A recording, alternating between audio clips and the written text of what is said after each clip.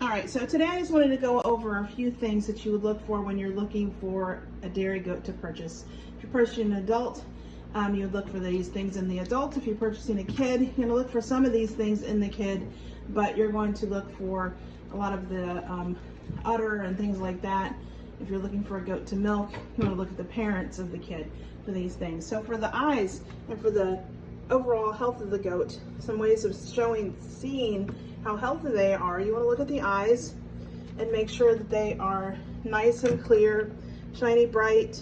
You can do a Flamancha where you pull the eyelid down to check to make sure that the goat is not super pale and heavy worm load. You want to make sure that the nose is not snotty nose, no green stuff coming out of the nose, which I've seen that, so that's not a thing that does not happen. So we're gonna go ahead and give Precious her breakfast. And Precious is a first generation miniature La Mancha, or excuse me, second generation. You want to look at for the legs, the front legs. You want them to be wide set. You don't want them to be knock-kneed too close together. For the toes, you want them to have nice tight toes. And if you're purchasing an adult, you want the nails to be trimmed and everything. For the back of the goat, you're going to look for a nice wide set rear, enough room for the udder and for the attachment. Make sure the udder is not just one giant ball. This is a medial ligament. That's the separation between the halves of the udder. You want that to be evident, and she has a very nice medial ligament. For the attachment, she is attached all the way out to here on the side of her leg. It doesn't just end up here, which I see that quite a lot. That, if you have that, when this udder is completely full, right now she's nursing a kid, so she's not completely full.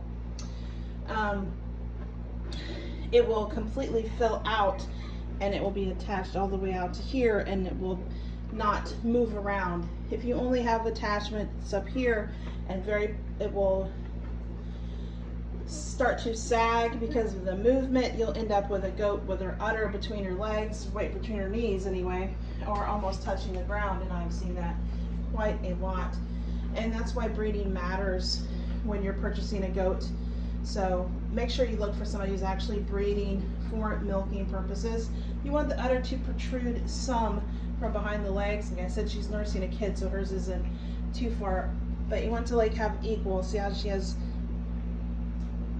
some in the back and some in the front. So you're going to look for that. And also the belly attachment of the udder. There can be a shelf right here, which is just what it sounds like. There's a shelf between the udder wall, the belly wall, and the udder. Precious does not have that. Hers is a nice tight udder. You want the teats to be not facing, hers are a little bit facing too completely down. We want them to be facing a little bit forward, a little bit more on her. The length we're working on, it's actually an improvement over her mother. So we are happy about that.